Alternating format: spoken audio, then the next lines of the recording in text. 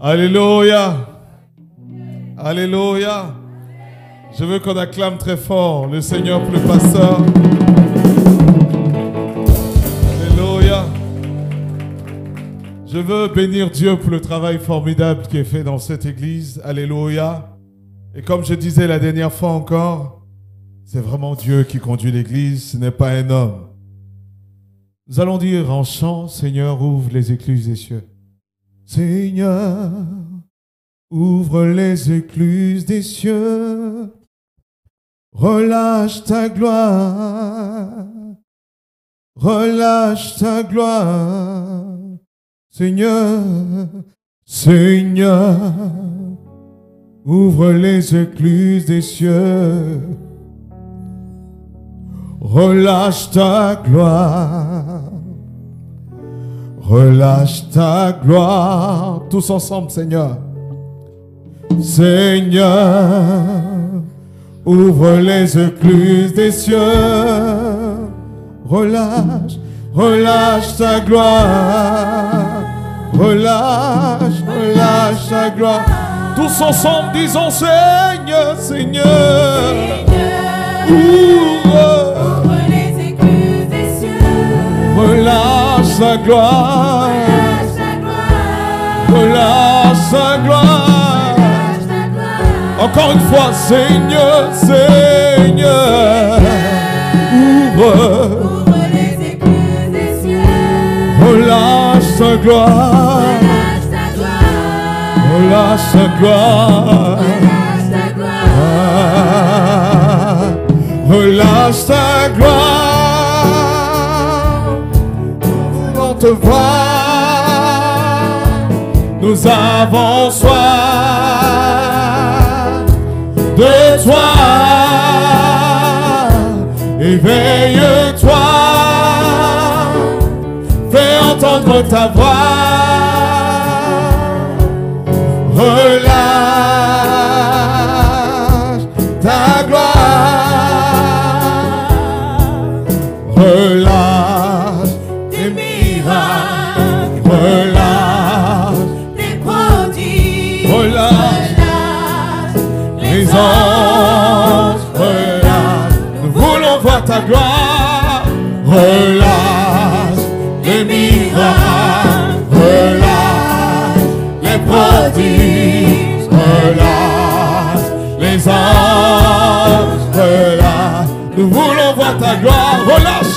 Relâche les miracles. Relâche les prodiges. Relâche les anges. Relâche. Nous voulons voir ta gloire.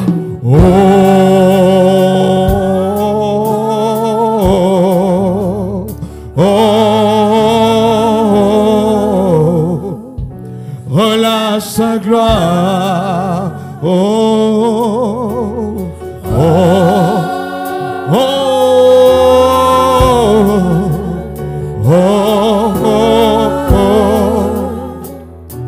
Relâche ta gloire. Relâche ta gloire.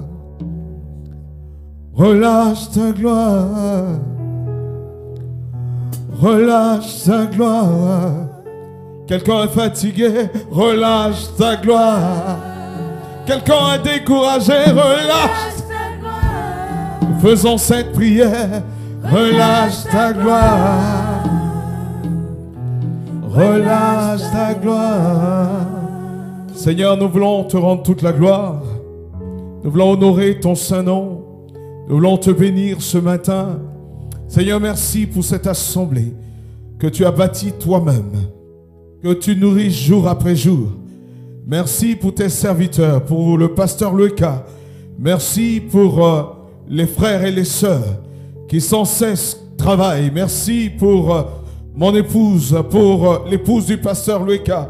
Merci pour l'équipe technique. Merci pour la louange, pour l'adoration, pour l'équipe de nettoyage. Merci pour tous ceux qui œuvrent, Seigneur, pour l'avancement de cette œuvre. Merci de les bénir en abondance, sans aucune retenue. Relâche ta gloire et ouvre les écluses des cieux. Que ta bénédiction descende sur leur vie en abondance. Seigneur, ne retire rien, que de l'Orient, que de l'Occident, que du septentrion, de toutes les contrées de la terre. Que des ressources excellentes se dirigent vers leur vie maintenant dans le nom de Jésus.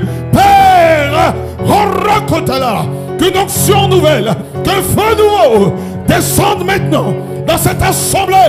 Une autre dimension, une autre dimension, une autre onction dans le nom de Jésus. On t'appellera recherché. On t'appellera recherché. Car l'Éternel a relâché sa gloire dans ta vie. Ceux qui te connaissaient ne te reconnaîtront plus. À cause de la grâce de Dieu. La grâce de Dieu repose sur toi. Dieu marque une distinction entre toi et ta génération maintenant. Tes ressources sont multipliées. Dans le nom de Jésus. Dans le nom de Jésus. Dans le nom de Jésus. Seigneur, Saint de force. Saint de force. Tous ceux qui sont épuisés et fatigués, saisis-les, Seigneur, par ta grâce, par la puissance de ton esprit.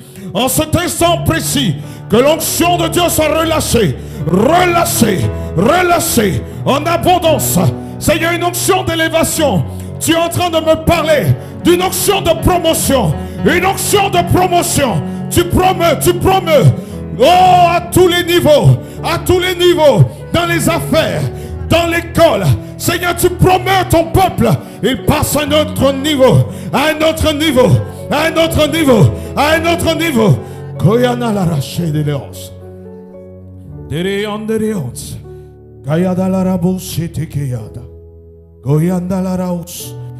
Seigneur, je te prie maintenant pour le groupe de louanges. Bayata la rakoyana gada la yondororos. Keyada gada gada chete keyot.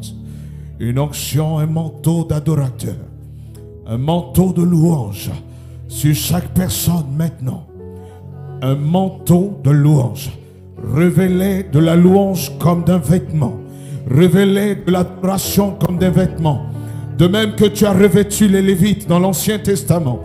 Seigneur, révélé de l'onction du Saint-Esprit pour ce temps nouveau. Révélé de l'onction de l'Esprit de Dieu. Voici, Seigneur, tu apportes maintenant.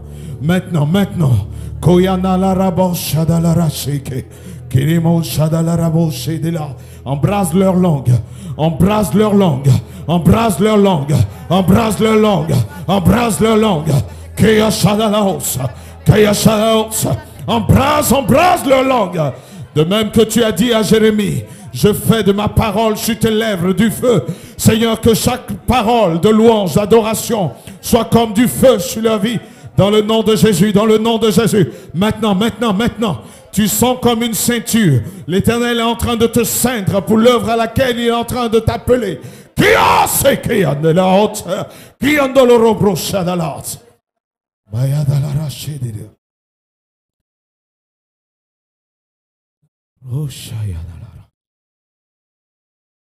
Merci.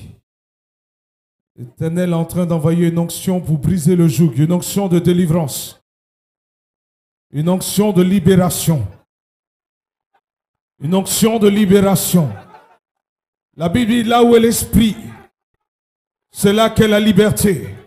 Là où est le Saint-Esprit, là où est le Saint-Esprit, là où est le Saint-Esprit, une grande délivrance est en train d'être apportée.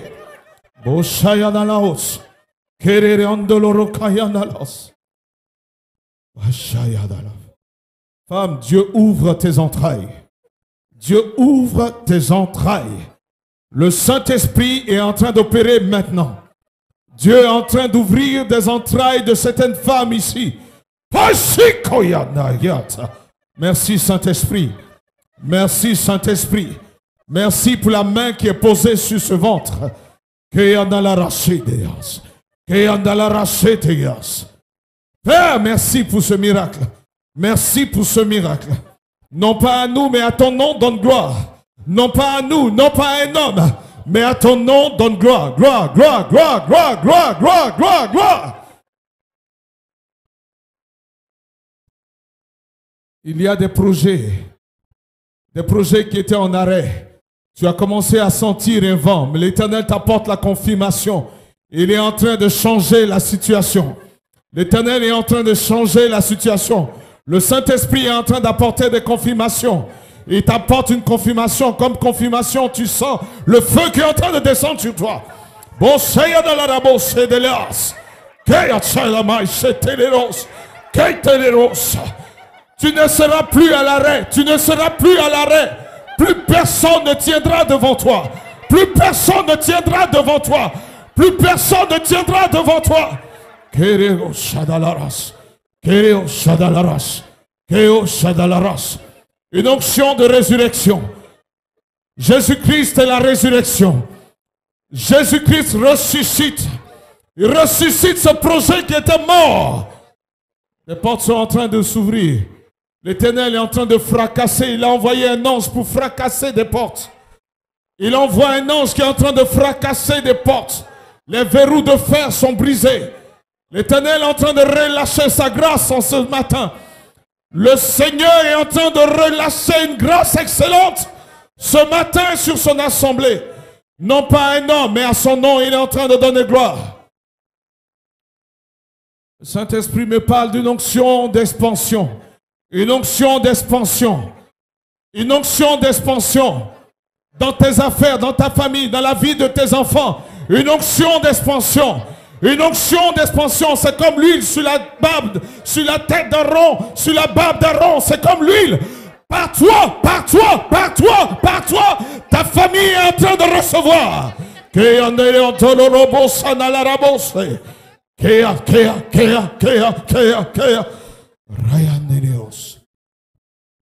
Il n'a pas dit que tu coulerais. Il n'a pas dit que tu sombrerais. Il a dit allons de l'autre bord. Tu arriveras. Tu y arriveras, mon enfant. Tu y arriveras, ainsi parle le Seigneur. Tu passeras à l'autre bord. Je te tiens par la main. Je te tiens par la main. Nul ne tiendra devant toi. Voici, je te tends une épée nouvelle. Je te donne une épée nouvelle. Je te donne une épée nouvelle. Tu les tailleras en pièces. Tu les tailleras en pièces. Je fais un chemin devant toi. Le Seigneur est en train de donner à quelqu'un une épée nouvelle. C'est une autre dimension dans le combat. C'est une autre dimension. Quand tu parleras, les choses seront bouleversées. C'est une autre dimension. Le Saint-Esprit est en train de tendre une autre épée à d'autres personnes dans cette salle. L'Esprit de Dieu est en train de t'emmener à une autre dimension du combat. Ces adversaires que tu vois là, tu ne les verras plus jamais.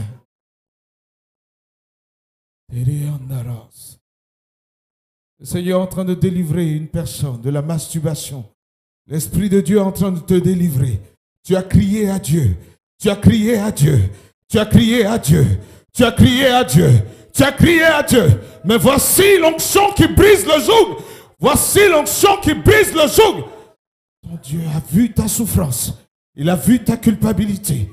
Il enlève ta culpabilité. Il enlève ta honte. Péché des lances. Père, sois béni. Merci Saint-Esprit. Au nom de Jésus-Christ. Amen. Est-ce qu'on peut acclamer Jésus? Est-ce qu'on peut acclamer Jésus? Est-ce qu'on peut acclamer Jésus? Alléluia! Alléluia!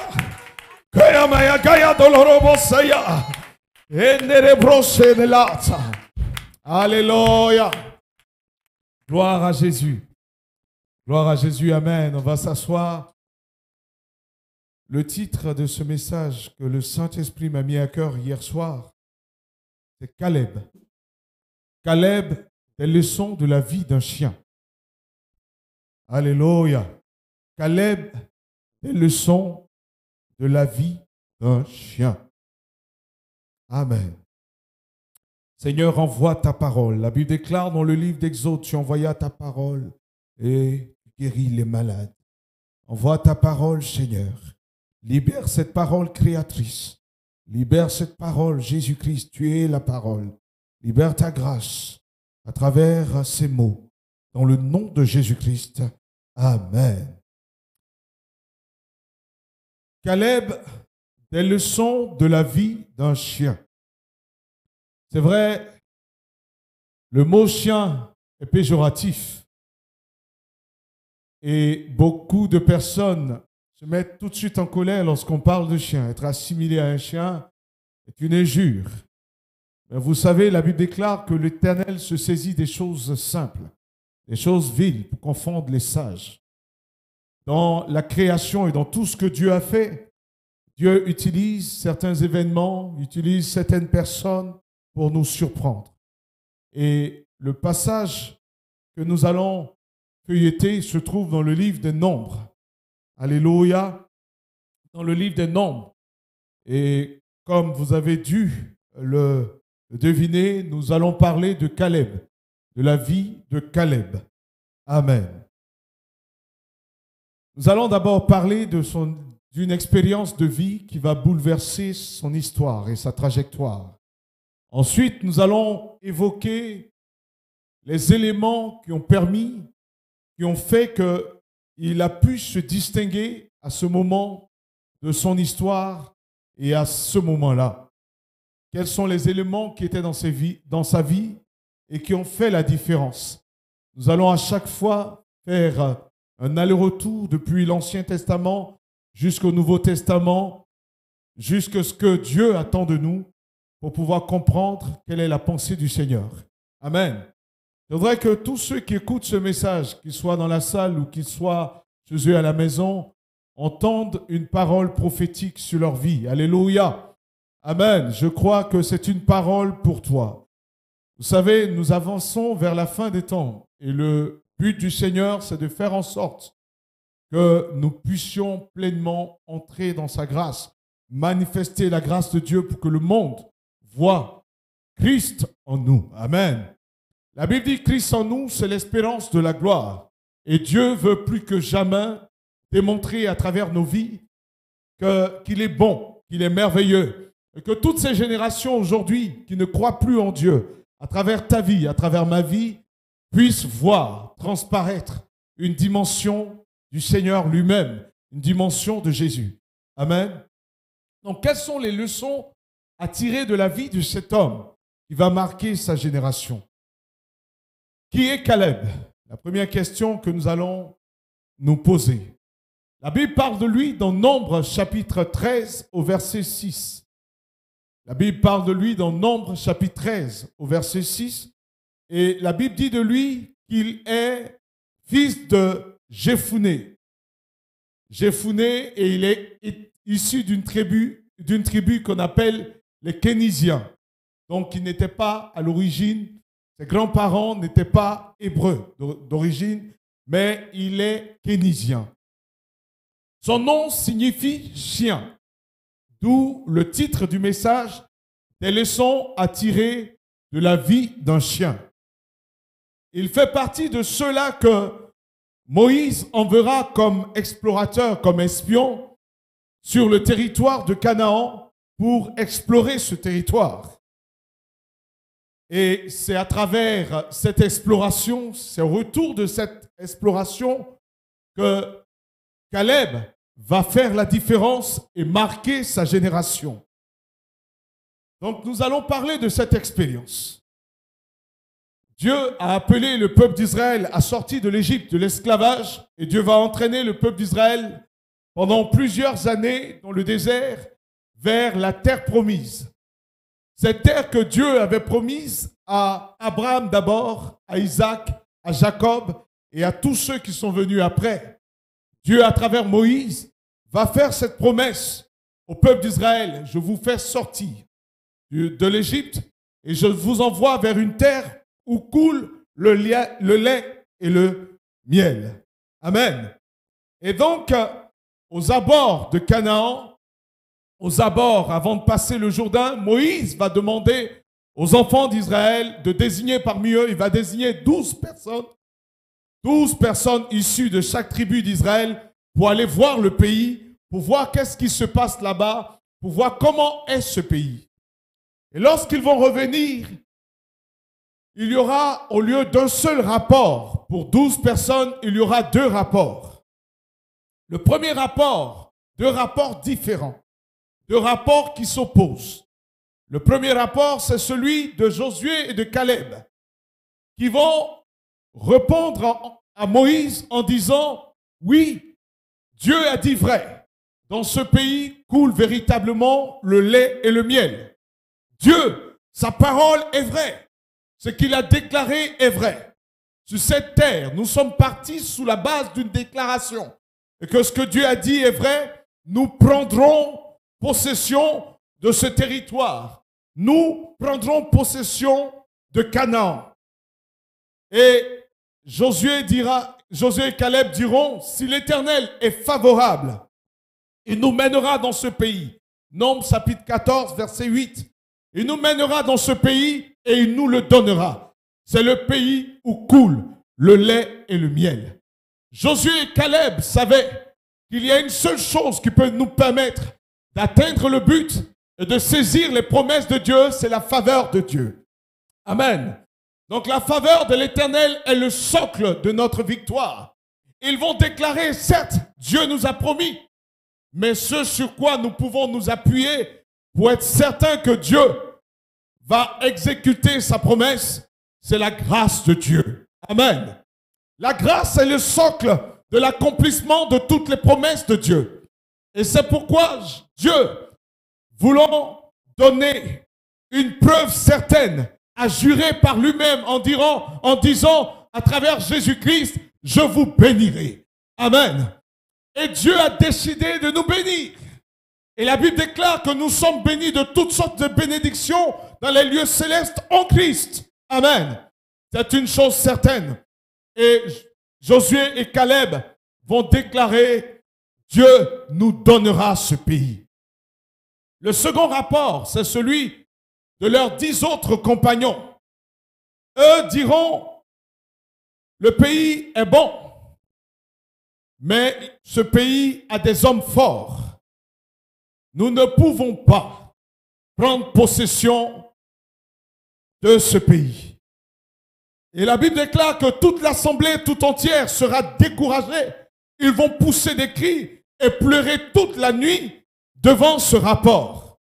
Vous savez, face aux promesses de Dieu, nous avons 2 rapports. Face à toutes les promesses que Dieu peut faire à un homme ou à une femme, il y a 2 réponses possibles. La première réponse, c'est oui, Dieu. Tu le feras parce que tu es Dieu et que la terre t'appartient et que tout ce qu'elle renferme vient de toi. Seigneur, tu l'as promis et tu le feras. Il y a cette réponse qui s'appuie sur quoi? Sur la mort et sur la résurrection de Jésus. Sur la grâce. La Bible dit la loi est venue par Moïse. La grâce est venue par Jésus. La grâce est une faveur imméritée. Une faveur certaine. Dieu nous est favorable en tout temps.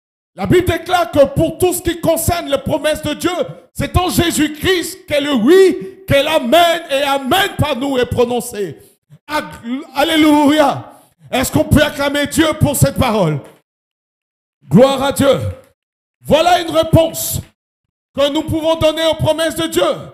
Mais la seconde réponse que nous pouvons donner aux promesses de Dieu, c'est regarder les étapes entre la position dans laquelle nous sommes maintenant et l'accomplissement de ces promesses. Et dire, nous ne pouvons pas. Et ils diront même, pourquoi? Le peuple d'Israël dira même, pourquoi ne sommes-nous pas morts en Égypte et que nous venions mourir sur ce territoire? Certes, il y a 2 rapports, mais pour ces 2 rapports, Dieu donnera, lui, sa réponse à ces 2 rapports. La première réponse que je vais évoquer, c'est la réponse que Dieu donne aux enfants d'Israël lorsqu'il les a entendus discuter entre eux. Le Seigneur dira dans Nombres 24, verset 28, il dit, je suis vivant, dit l'Éternel, je ferai ainsi que vous avez parlé à mes oreilles. Dieu dit, vous avez, quel que soit votre rapport, sachez que le rapport que vous ferez va déterminer ce que moi, l'Éternel, je ferai. Dieu dit, je ferai ce qui parvient à mes oreilles. Alléluia. Et c'est ce qui doit nous emmener à changer nos prières. Lorsque nous entendons la promesse de Dieu, nous disons, Seigneur, je bénis ton nom pour ce travail que je n'ai pas encore vu. Mais je sais que tes promesses sont immuables. Et Dieu dit, je ferai ce que mes oreilles ont entendu. Alléluia. Cela change parce que Dieu est lié à sa parole. La Bible dit, sans la foi, il est impossible de lui être agréable. Et c'est pourquoi nous devons faire attention à nos paroles. Dieu dit, je ferai ainsi que je vous ai entendu parler. Et il dira aux uns, à Josué et à Caleb, vous avez un témoignage favorable. Vous entrerez en possession de ce pays. Je vous bénirai. Mais aux autres, il dira, vous n'entrerez pas dans mes promesses. Nous devons faire attention à toutes les paroles qui sortent de nos bouches. Parce que la Bible dit, la mort et la vie sont au pouvoir de la langue. Proverbe chapitre 18, verset 21. Tu dois déclarer des paroles de bénédiction sur ta vie. Amen. Je suis le premier prophète de ma propre vie. Alléluia. Chaque matin quand je me lève, je dis, Narcisse, tu es béni. Tu es élevé. La grâce de Dieu repose sur toi. La faveur de Dieu est avec toi. Les anges de l'Éternel campent autour de toi. Tes adversaires tombent parce que tu es vainqueur, plus que vainqueur en Jésus-Christ. Alléluia. Je ferai ce que j'ai entendu mes oreilles. C'est pourquoi il est important de comprendre que Dieu veut entendre.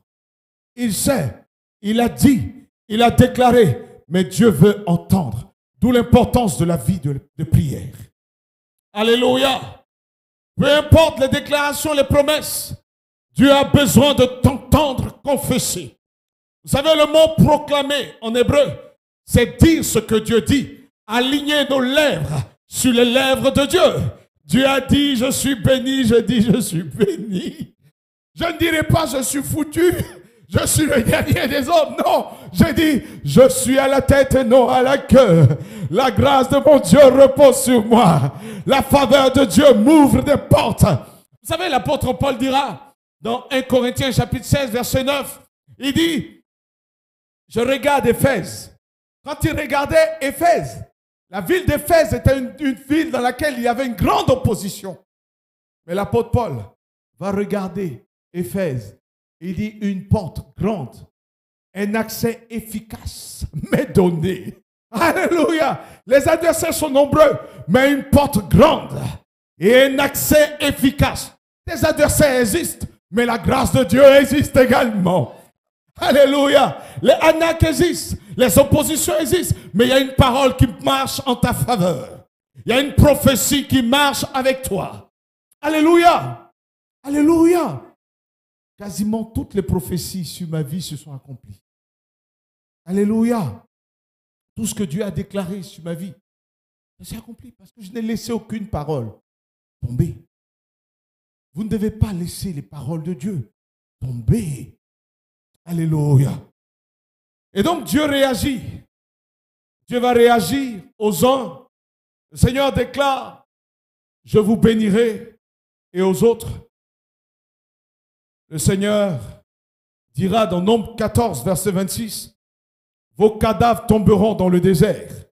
Vous tous donc, dont on a fait le dénombrement en vous comptant depuis l'âge de 20 ans et au-dessus, vous avez murmuré contre moi. Cette punition sévère aurait dû intervenir au moment du veau d'or. Mais au moment du veau d'or, Dieu n'a pas déclaré une parole aussi dure sur les enfants d'Israël. Dieu n'a pas déclaré une parole aussi terrible sur une génération. Mais lorsque un enfant de Dieu méprise la grâce et la faveur de Dieu qui est sur sa vie, Dieu ne peut plus rien. La Bible dit, or sans la foi, il est impossible de lui être agréable. Alléluia. Est-ce qu'on est ensemble? Quelle est l'essence de la vie de Caleb? Qu'est-ce qui a poussé Caleb? Qu'est-ce qui a plu à Dieu en Caleb? Caleb va aligner au moment du rapport ses lèvres sur les lèvres de Dieu. Dieu nous donnera ce pays. Mais avant le rapport, dans le cœur de Caleb, il y avait une détermination. Il y avait une détermination à rester dans la promesse de Dieu. Et la Bible dira de lui que Caleb a recherché, il a marché entièrement, il a suivi entièrement les voies du Seigneur. Il a suivi pleinement les voies du Seigneur. La Bible dira de lui qu'il a eu un esprit différent. L'esprit de BFM TV, excusez-moi BFM TV, mais je le dirai, c'est un esprit de dépression qui dit que le monde va mal. Mais l'Esprit de Dieu nous parle d'espérance, nous parle de bonheur, nous parle de lendemain, nous parle de joie, nous parle d'élévation, nous parle de bonheur, nous parle de portes excellentes qui s'ouvrent. Oui, choisis l'information que tu veux. Mais la Bible dit qu'il va marcher pleinement dans les voies. Et les voies, c'est la volonté de Dieu. C'est ce que Dieu veut. C'est ce que Dieu attend. C'est ce que Dieu a déclaré. C'est là les voies de Dieu. 5 fois dans la Bible dira qu'il a marché selon les voies du Seigneur. Dans Nombres chapitre 14, verset 24, Dieu lui-même témoigne en disant, Caleb a été animé de notre esprit et il a marché pleinement dans ma voie. Dieu lui-même témoigne. Moïse va témoigner et il va raconter en disant, tous ont rendu un mauvais témoignage. Nombre 32, verset 12. Sauf Caleb, fils de Jephuné, le Kénisien, et Josué, qui ont pleinement suivi la voie de Dieu. Alléluia. Amen. Quelqu'un me dira, et si je n'ai pas entendu de prophétie? La plus grande prophétie sur notre vie, c'est la parole de Dieu. Alléluia. Les plus belles promesses sont dans la parole de Dieu. Amen. Il y a des milliers de promesses contenues dans les Écritures. Et par la mort et la résurrection de Jésus, nous avons une quantité innombrable de promesses. Alléluia. Et nous devons saisir ces promesses. Nous devons les saisir et faire fuir les démons, les puissances des ténèbres. Amen. Tu dois te lever sur la base de ces promesses et déclarer à l'ennemi qu'il n'a rien en toi. Alléluia. On me raconte l'histoire d'un homme de Dieu qui était là, qui était couché en pleine nuit et le diable apparaît dans sa chambre, dans tous ses apparats. Et il se réveille en pleine nuit et il se rend compte, il entend du bruit, il se rend compte que c'est le diable. Et il dira, ce n'est que toi. Et on a tiré sa couette, il s'est couché. Le vaincu de Golgotha. Dis avec moi, le vaincu de Golgotha. Alléluia. Il a dépouillé les autorités, les dominations. Il les a publiquement traduits en spectacle, en triomphant d'elles, par la croix. Et la victoire de Jésus est certaine. Elle est vraie. Ce n'est pas un fait historique, c'est un fait éternel. Jésus a dépouillé les autorités, les dominations et les a publiquement traduits en spectacle en triomphant d'elles par la croix. Et c'est une chose vraie. Aucun démon ne peut tenir devant toi. Aucune puissance des ténèbres ne peut tenir devant toi. Oh, la divination ne peut rien contre toi. Les incantations des mystiques ne peuvent pas te détruire. Alléluia. Est-ce que tu comprends? Alléluia. Est-ce que tu peux donner une petite acclamation à Jésus? Alléluia. Amen. Moïse témoigne. Il témoigne dans Deutéronome chapitre 1, verset 36. Dans Josué chapitre 14, verset 14. Et la Bible dit que Josué lui-même va témoigner. Caleb lui-même va témoigner, plutôt. Caleb lui-même va témoigner de lui-même et déclarer, j'ai suivi pleinement les voies de l'Éternel. J'ai suivi pleinement. Josué 14, verset 8. J'ai suivi pleinement. Vous savez, suivre, ça veut dire quoi? Suivre. Vous savez, dans le jardin d'Éden. La Bible dit, cela part depuis le projet de création. La Bible dit, le soir venu, la voix de Dieu parcourait le jardin. Et l'homme marchait après la voix de Dieu et suivait le Seigneur et la voix du Seigneur dans le jardin d'Éden. Dans Genèse chapitre 3, la Bible en parle. La Bible dit le soir, la voix de Dieu. Et donc, dans le jardin d'Éden, la voix de Dieu, on entendait la voix de Dieu qui parcourait et l'homme et la femme suivaient la voix du Seigneur. Ils suivaient la voix du Seigneur.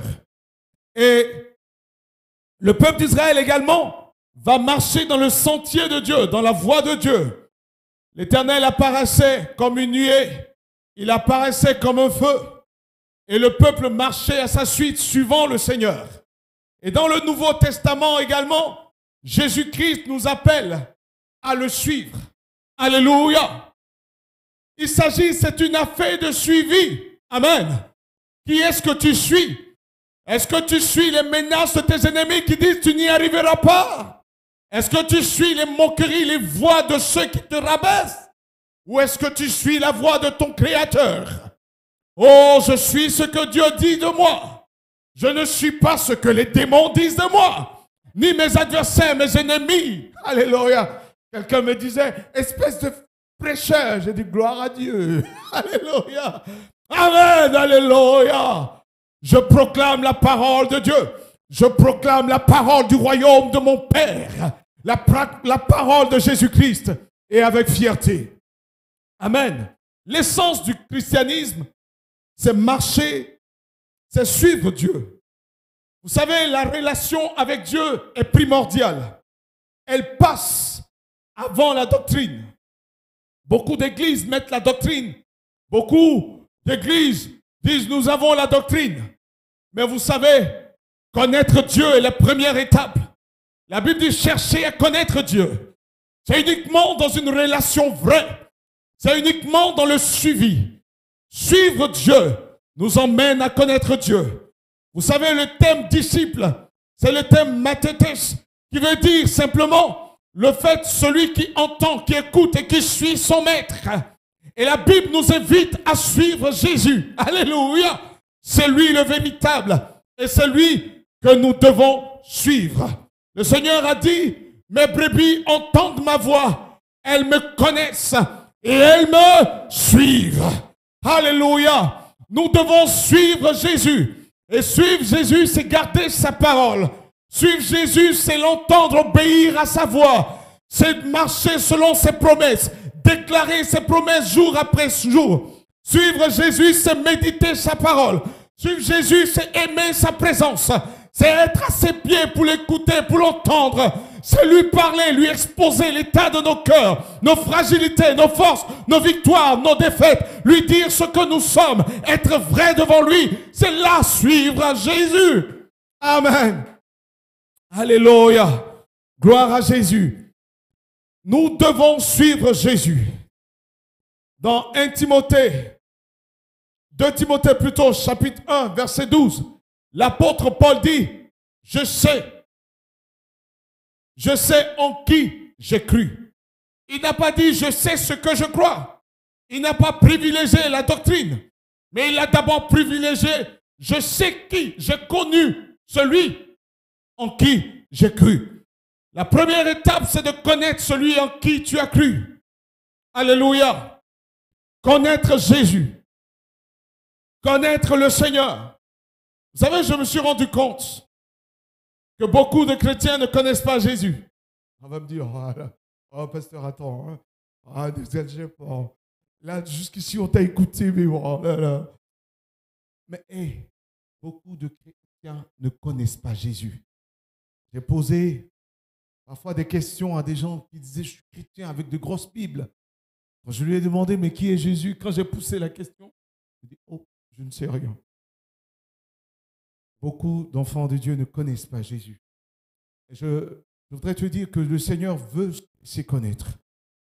Connaître Jésus n'est pas une expérience extraordinaire. Le Seigneur a dit, je me tiens à la porte, je frappe. Celui qui entend et qui ouvre, j'entrerai et je souperai avec lui. Dieu a dit, si vous voulez prier, entrez dans le lieu secret, où le Père se tient dans le lieu secret, c'est-à-dire un lieu entre toi et lui. Dieu veut te rencontrer. Et Jésus te veut. Amen. Vous savez, on parle de foi. Mais le mot grec, pistis, qui traduit la foi, la première traduction de ce mot grec, c'est la loyauté. C'est-à-dire la fidélité à, l'attachement à, avant la croyance. Et donc, avoir foi en Dieu, c'est être attaché à Dieu. Où tu iras, j'irai. Je marcherai avec toi. Je serai tous les jours avec toi, en toute saison. Le Seigneur dira à l'apôtre Pierre, il dit, Pierre, quand tu étais jeune, mon cher Pierre, quand tu étais jeune, Jean chapitre 21, verset 18, tu te saignais toi-même et tu allais où tu voulais. Mais maintenant, je te dis, Pierre, Pierre, suis-moi. Pierre dit, Seigneur, tu sais, Jésus continue au verset 22, il dit, suis-moi, toi, ne t'occupe même pas d'autre chose, mais marche à ma suite, suis-moi. Suivre Jésus. Ceux qui notent, c'est Jean chapitre 21, verset 19, et le verset 19 au verset 18 au verset 22. Jean chapitre 21, verset 18 au verset 22. Amen. Jésus dit, Pierre, suis-moi.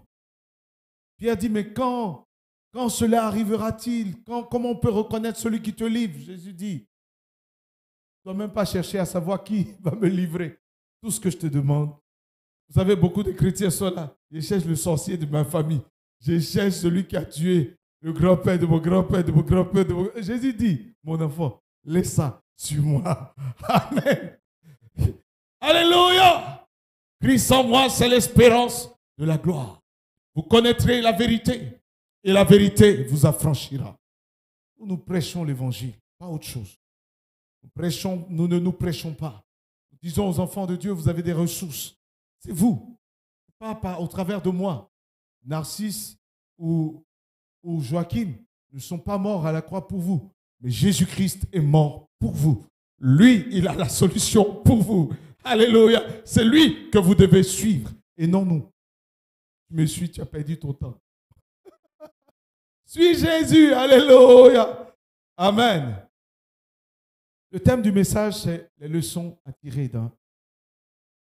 Quels sont les éléments de caractère qui ont permis à Caleb de demeurer dans les voies de Dieu? Quels sont les éléments? Caleb, son père l'appelle Caleb. Qui appellerait son enfant chien aujourd'hui? Je sais que personne. Pas la peine de dire lever les mains. Je sais que personne ne lèvera la main. Mais vous savez, à travers ce que son père va déclarer, c'était une parole prophétique. Ce qui caractérise un chien, premier élément, c'est la proximité avec son maître. Les chiens, cela a été démontré, le chien est fidèle et proche de son maître. La passion d'être avec son maître, c'est ce qui caractérise le chien. Et Caleb avait cette passion d'être avec son Seigneur, de faire ce que Dieu veut, de demeurer dans les voies du Seigneur. Un chien perdu cherchera toujours où se trouve son maître. Beaucoup de maîtres en ont fait l'expérience. Sont allés déposer un chien à des kilomètres de chez eux, ont vu le chien revenir. Un chien cherchera toujours son maître. Et nous, en tant qu'enfants de Dieu, nous devons chercher en toutes circonstances Jésus-Christ. Nous devons nous attacher en toutes circonstances à lui. Deuxième leçon à retenir de la vie d'un chien, c'est que le chien est prêt à aller partout où son maître l'envoie, ou est prêt, ou partout où son maître veut aller. Le Seigneur dit au peuple d'Israël, quittez, vous traverserez le désert, vous irez à Canaan. Caleb dit, mon maître veut aller à Canaan, moi j'irai à Canaan. Dieu a vu les Anak, a vu les hommes forts, et puis il a dit que c'est la prochaine destination. J'irai là où Dieu veut que j'aille. Amen. Dans Ruth chapitre 1, verset 16, Ruth dira à Naomi, ne me presse pas de te laisser, de retourner loin de toi. Où tu iras, j'irai. Où tu demeureras, je demeurerai. où ton peuple sera mon peuple, sera mon peuple. Ton Dieu sera mon Dieu. Aujourd'hui, je pense que nous devons adresser à Jésus-Christ cette déclaration forte. Seigneur, où tu iras, j'irai. Où on parle de Jésus, on me trouvera. Où il est question de sa parole, je suis là. Où il est question d'enfant de Dieu, de son peuple, je suis là au milieu de son peuple et je suis prêt. Amen. C'est ce que chaque enfant de Dieu doit être en mesure de dire. Un autre élément, c'est l'endurance. Les scientifiques le démontrent, les battements de cœur des chiens, les chiens n'ont pas le même rythme de battement de cœur que nous. Un chien peut parcourir de longues distances. C'est la patience, la persévérance. Le chien est le symbole de la persévérance. Vous savez, 45 ans. Caleb avait 40 ans quand cette histoire s'est passée. 45 ans plus tard, Caleb continuait à croire la promesse que Dieu lui a faite. Il a persévéré dans la promesse sans jamais la laisser tomber. Persévère dans la promesse de Dieu. Pendant 45 ans, il aurait pu se dire, voici 45 ans que j'attends, je suis maintenant vieux. Vous savez, l'espérance fait vivre. La Bible dit, un chien vivant vaut mieux qu'un lion mort. Alléluia. Un chien vivant est préférable à un lion mort. Et c'est pourquoi le chien, c'est l'espérance continue. L'espérance qui ne meurt pas. L'espoir qui ne se tait jamais et qui continue à parler dans ton cœur. Vous savez, il m'arrive d'être découragé. Il m'arrive d'être abattu, de douter. Mais il y a comme une voix dans mon cœur qui me dit, Dieu est fidèle, que Dieu ne change pas. Il est immuable dans ses promesses. Ne doute pas. Sois fortifié par cette parole. Vous savez, il faut du temps pour développer le caractère. Il faut du temps pour que Dieu pose en toi les éléments importants. Et c'est pourquoi parfois Dieu prend son temps pour nous former, pour nous labourer de l'intérieur et pour nous entraîner lentement vers l'accomplissement de ses buts. Vous savez, il est plus difficile d'entraîner un chien à attendre qu'à suivre. Attendre est une expérience difficile. Mais le Saint-Esprit est là pour nous aider. Amen. Sois fortifié. Je viens avec une parole pour quelqu'un, sois fortifié. La promesse de Dieu marche à tes côtés. Si elle tarde, attends-la. Elle s'accomplira certainement. Amen. Vous savez, ce qui caractérise un chien, c'est également son odorat. L'odorat du chien est 8 fois plus poussé que celui d'un homme. Plus que ça même d'ailleurs. Plus poussé que celui d'un homme. Le chien marche à l'odeur. Son odorat est plus fort, plus puissant que même sa vision. L'odorat, c'est le symbole de la foi. Tu sens quelque chose que tu ne vois pas. La Bible dit, la foi, c'est la ferme assurance des choses qu'on espère. Une démonstration de celles qu'on ne voit pas. Pour l'avoir obtenue, pour l'avoir manifestée, les anciens ont obtenu un témoignage favorable. Mon frère, ma sœur, toi qui nous suis en ligne, crois seulement. Le Seigneur a dit à Marthe, ne t'ai-je pas dit que si tu crois, tu verras ma gloire? Dieu dit à quelqu'un, si tu crois, tu verras ma gloire, mon enfant. C'est vrai que les circonstances déclarent le contraire. C'est vrai que tu as le sentiment que ton espérance est sur le point de trébucher sans se réveiller.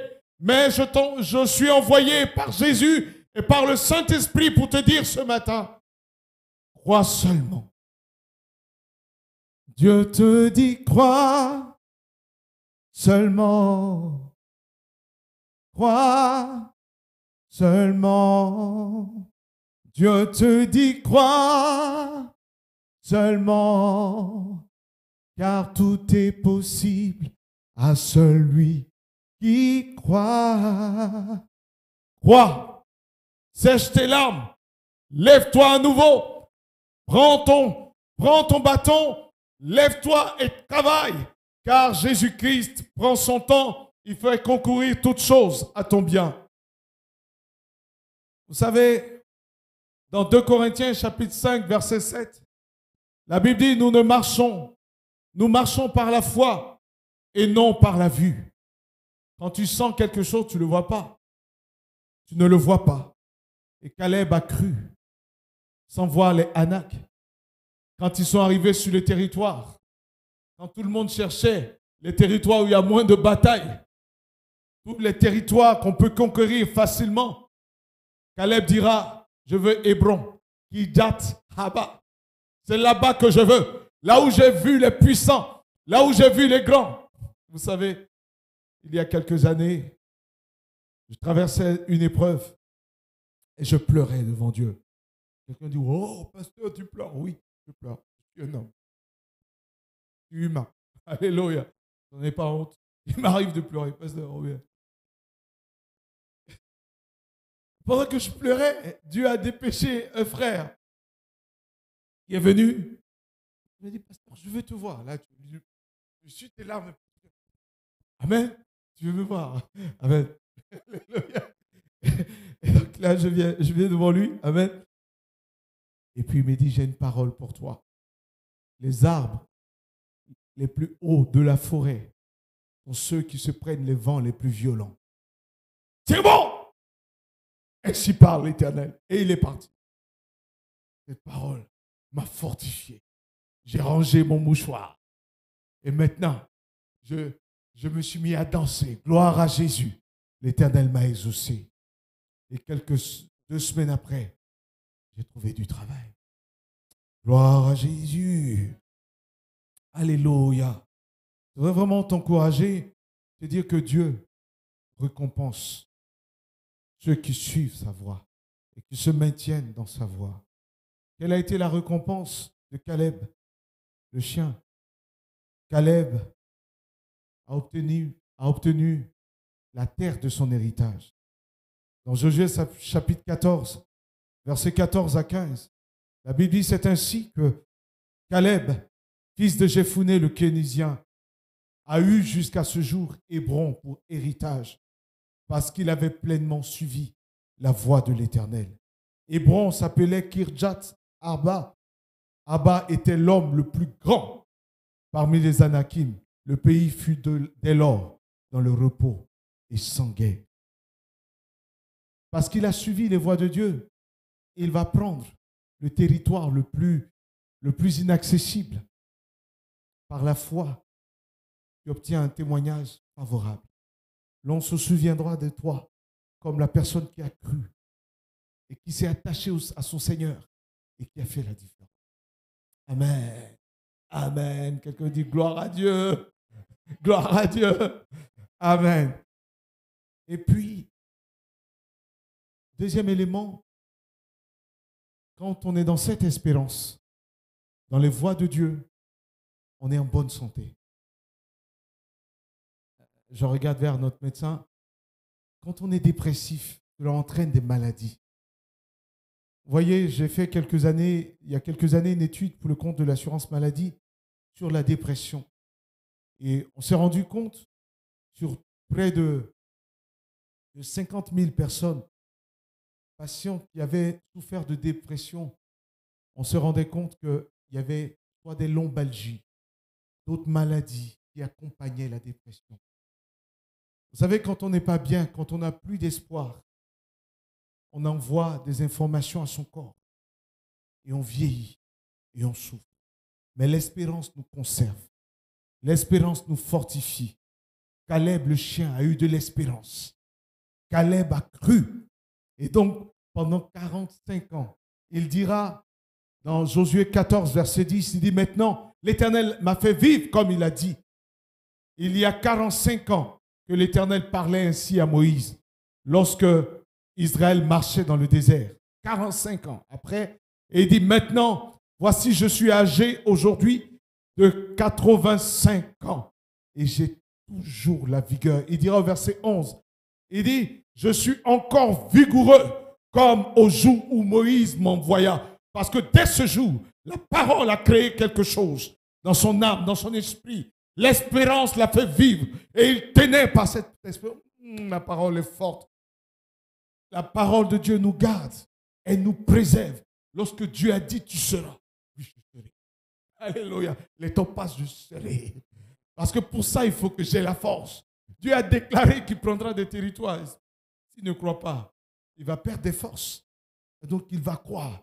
Et il dira au verset 11, j'ai autant de force que j'en avais alors, soit pour combattre, soit pour sortir, soit pour entrer. J'ai de la force. L'espoir fait vivre. Dit-on, l'espoir donne la force de tenir. Quand on espère, même lorsque la maladie arrive, attends, j'ai quelque chose, j'ai un projet. Alléluia. Alléluia. Gloire à Dieu. Amen. Quand on a cet espoir, cette volonté, on garde des forces. Les forces sont renouvelées. Et il dira, donne-moi. Il dira à Moïse, donne-moi cette montagne. Ça peut paraître présomptueux de demander une montagne à 85 ans. Il dit, papy, pardon, tais-toi. Papy, on verra à la maison de retraite après. Mais il dit non, moi, j'ai de la vigueur. Je suis jeune, plus jeune que vous. Alléluia. Plus jeune que vous. Les gens me regardent, on me dit, mais tu es jeune. Hein? Je dis, moi, je ne suis pas un jeune. Hein. J'ai des années quand même. Hein. C'est la grâce de Dieu. C'est l'espérance. Sinon, j'ai fait des années, moi. Sur la terre, j'ai vu des 31 décembre, moi. Alléluia.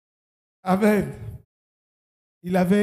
Ça peut paraître présomptueux, mais Dieu te donne une foi qui paraît extraordinaire. Il te fait déclarer des choses. Ah, j'ai dit ça? Oui, tu l'as dit. Alléluia. Et c'est l'Esprit de Dieu qui est en toi, l'Esprit de la prophétie qui parle dans ton cœur, qui a dit, je tiendrai, j'irai jusqu'au bout. Il aura une ambition extraordinaire. L'espoir, suivre la voie de Dieu, se maintenir, nous donne de pouvoir croire en l'impossible. Et mes frères, je voudrais terminer par Colossiens chapitre 1, versets 25 à 27 et Colossiens chapitre 3, verset 11. L'apôtre Paul qui parle, il dit, c'est d'elle que j'ai été fait ministre selon la charge que Dieu m'a donnée auprès de vous, afin que j'annonçasse pleinement les paroles de Dieu, le mystère caché de tous les temps, de tous les âges, mais révélé maintenant aux saints, à qui Dieu a voulu faire connaître quelle est la glorieuse richesse de ce mystère parmi les païens. Christ en nous, c'est l'espérance de la gloire. Christ en nous, c'est l'espérance de la gloire. Jésus dans nos cœurs, c'est une espérance. L'espérance que nous sommes sauvés, nos péchés sont pardonnés. Il y a des œuvres merveilleuses que Dieu a disposées afin que nous puissions les accomplir. Nous aurons un témoignage favorable. Quand bien même nous partirons de cette terre, on se souviendra de nous quand on aura laissé quelque chose sur terre. Un témoignage favorable. Christ en nous, c'est l'espérance de la gloire. Et pour le ciel, nous aurons une espérance fabuleuse. Dans Colossiens 3, verset 11, la Bible dit, il n'y a ni grec, ni juif, ni circoncis, ni incirconcis, ni barbare, ni scythe, ni esclave, ni libre. Mais Christ est tout en tous. Il était kénisien. Il n'était pas israélite, mais il est entré dans cette espérance. Quelle que soit ton origine, quel que soit ton parcours, quelle que soit ton histoire, c'est avec toi que Jésus a décidé de faire la différence. Amen. Sur terre, nous sommes en exploration. Nous explorons. La vie sur la terre est un pèlerinage, dira l'apôtre. Nous sommes des pèlerins, des voyageurs. Nous sommes en train d'explorer. D'explorer parce que un jour nous reviendrons. Alléluia. nous explorons. Et dans cette exploration, nous dirons un jour, nous régnerons avec Christ. Un jour, terre, nous régnerons sur la terre. Je vais parler un peu d'eschatologie, de la fin des temps. Vous savez, dans les événements, la Bible dit que le prochain événement qui surviendra, les anges l'ont annoncé dans Actes chapitre 1. Et ils diront, ce Jésus que vous avez vu montant dans le ciel reviendra. Et dans 1 Thessaloniciens 4, verset 16, la Bible dit, car le Seigneur lui-même a un signal donné à la voix d'un archange, au son de la trompette de Dieu, descendra du ciel, et les morts en Christ ressusciteront. Les mers rendront leurs morts. La terre elle-même rendra ses morts. Nous nous lèverons dans le ciel à la rencontre de Jésus. Beaucoup ne le verront pas. La Bible dit de 2 personnes couchées dans un même lit, l'une sera enlevée, l'autre laissée. On verra des gens disparaître en quelques endroits, se lever vers le ciel. Nous avons exploré la terre, mais nous irons au ciel avec Jésus. Et là-bas, nous attendrons avec lui. Alors, la Bible dit, nous connaîtrons comme nous avons été connus. Et pendant ce temps, sur la terre, l'Église a été enlevée et sur la terre, il y aura des tribulations. 7 années de tribulation, 7 années de souffrance, 3 années et demie où l'impie, où l'antéchrist viendra régner sur terre. Et 3 autres années où il y aura une grande bataille. Et à cette bataille, l'ennemi de notre âme sera lié pour 1000 ans. Et alors, pendant ces 1000 ans où l'ennemi de notre âme sera lié, Jésus-Christ reviendra avec ceux qui ont été sauvés. Et nous descendrons sur la montagne des Oliviers. Nous descendrons en ce lieu-là avec Jésus. Et Jésus dira, Hubert, tiens, prends tel territoire. Tel territoire est à toi. Il dira, Joachim, prends tel territoire. Il dira, Esther, prends tel territoire. Il dira, Jacques, prends tel territoire, il est à toi. Et nous régnerons pendant 1000 ans sur terre. Et ensuite, un livre sera ouvert. Et nous, tous ceux qui ne seront pas trouvés dans ce livre, seront jetés dans l'étang de feu. Et la terre elle-même sera jugée. Pendant que nous serons avec le Seigneur. Et de nouveaux cieux et une nouvelle terre viendront. Et là, nous serons dans la nouvelle Jérusalem. Les rues sont pavées d'or. Et là, le Seigneur assis sur son trône. Et là, il y a beaucoup de demeures dans la maison de mon Père, dirait Jésus. Et nous serons avec lui dans une espérance fabuleuse. Et là, nous explorons la terre. Et dans cette exploration, sachez déjà que tout est à nous. Christ en nous, c'est l'espérance de la gloire. Amen. Amen. Gloire à Jésus. Je vais inviter le groupe musical. Vous savez, Dieu a tellement aimé le monde qu'il a donné son Fils unique, Jésus-Christ, afin que quiconque croit en lui ne périsse point, mais qu'il ait la vie éternelle. Nous n'allons pas beaucoup durer, mais je voudrais lancer un appel. Un appel pour les gens qui sont dans cette salle, mais un appel également pour ceux qui sont derrière leurs écrans et qui nous suivent. Mon frère, ma sœur, sache que Dieu sait ce que tu es en train de traverser. La Bible dit, nous avons un Dieu qui compatit et qui connaît ce que nous traversons. Et qui nous dit ce matin, mon enfant, crois, ne perds pas courage. Aie confiance dans mes promesses. Reste dans mes voies. Beaucoup sont sortis des voies du Seigneur parce qu'ils ont eu peur. J'ai eu peur. J'ai cru que je n'allais pas y arriver. J'ai abandonné parce que je n'avais plus de force. Mais ce matin, Jésus a dit, même si Lazare est mort depuis 4 jours, même s'il sent déjà, montrez-moi là où il est. là où vous l'avez mis.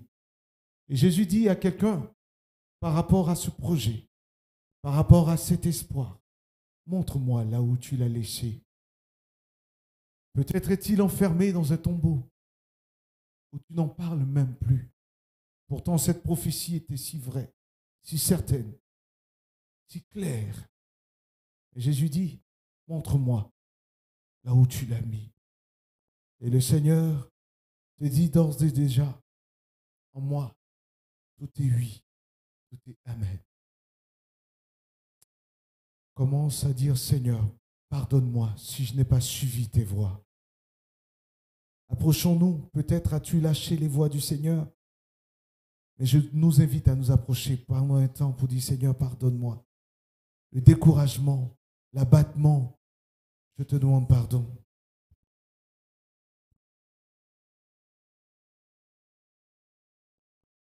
J'implore ta grâce, je te demande pardon. Approche. Dis, Seigneur, j'ai tellement eu peur que j'ai abandonné, j'ai laissé. Le Seigneur dit, mon enfant, je suis prêt à t'entendre. Je suis là pour toi. Le Seigneur dit à quelqu'un, mon enfant, non, prends courage. C'est vrai, tu as eu peur, c'est vrai, tu as abandonné. Mais je suis là encore pour te dire, je suis là, je suis avec toi. Tu as peut-être perdu de vue. Mais approche-toi avec assurance du trône de grâce.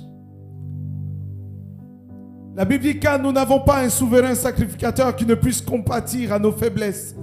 Au contraire, il a été tenté en toutes choses sans commettre de péché.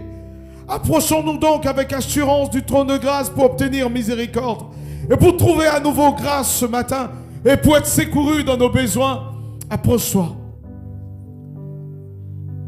Ta fidélité est grande. Approche-toi pendant que je chante ce chant. Parle à Jésus. Ta fidélité est incomparable. Nul n'est comme toi, ô Seigneur. Grande est ta fidélité. Il y en a qui ont murmuré contre Dieu. Approche-toi, demande pardon. Il y en a qui étaient en colère. Tu étais en colère contre Dieu. Et ton Dieu te dit, mon enfant, je fais concourir toutes choses à ton bien. Je ne t'ai pas abandonné. Je suis à tes côtés. Je ne t'ai jamais laissé. Je ne te délaisserai jamais. Je ne t'abandonnerai jamais. Je ne te lâcherai jamais.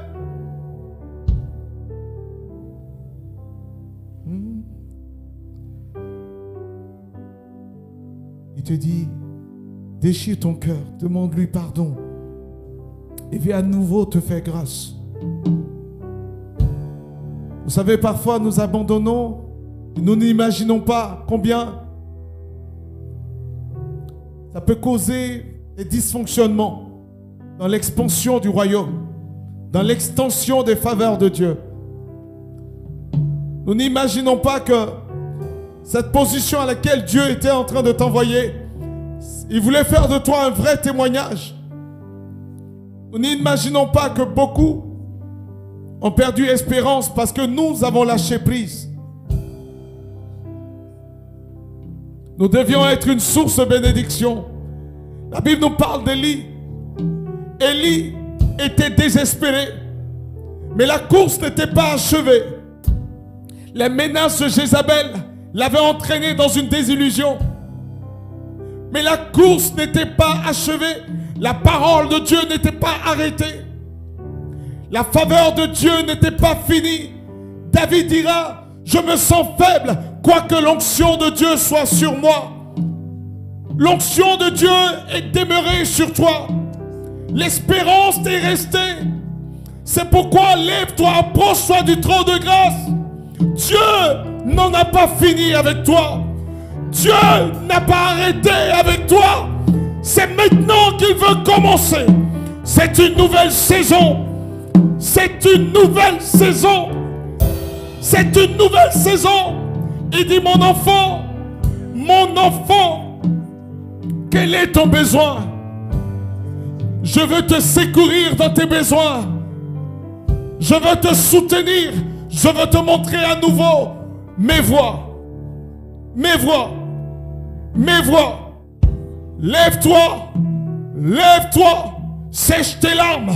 Tiens-toi debout. Lève la tête. Tu es fils de roi. Tu es fille de roi. Tu es princesse. Tu es prince. Lève-toi. Lève-toi. L'Éternel appelle ses enfants. Ton Dieu appelle cette génération. Lèvez-vous, mes enfants. Lèvez-vous, mes enfants. Lèvez-vous, que je vous revête de ma gloire, afin de démontrer à cette génération ce que je suis.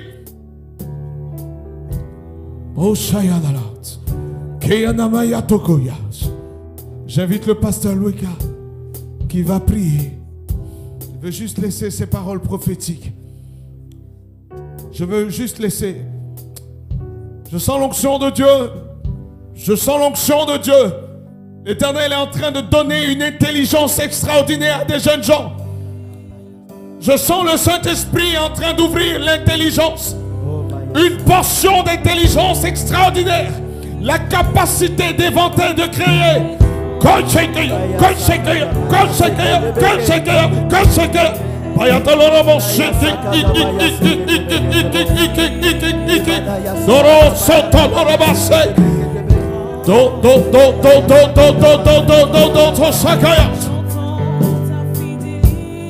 Le Seigneur est en train de raviver la mémoire. Le Seigneur est en train de raviver ta mémoire.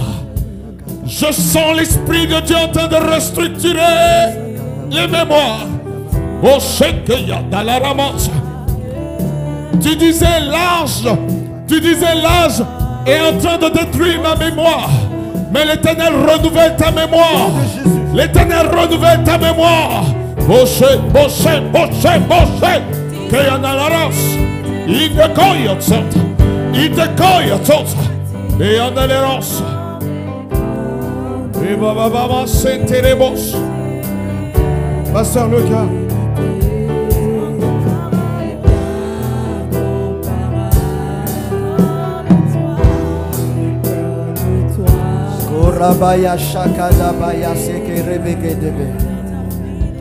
On peut ensemble s'élever, s'il vous plaît. Avec votre permission, on peut tous s'élever. Merci.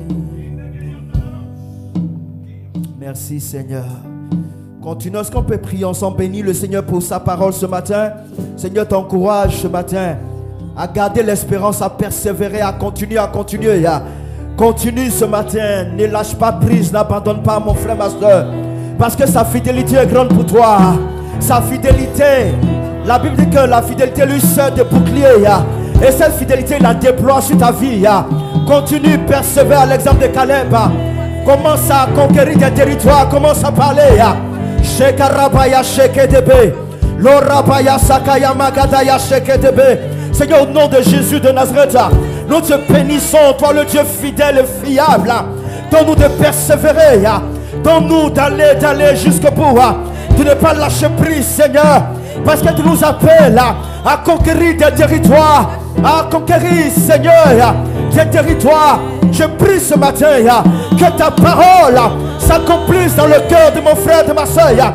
Que ta parole, Seigneur, puisse prendre effet. Qu'elle puisse se manifester.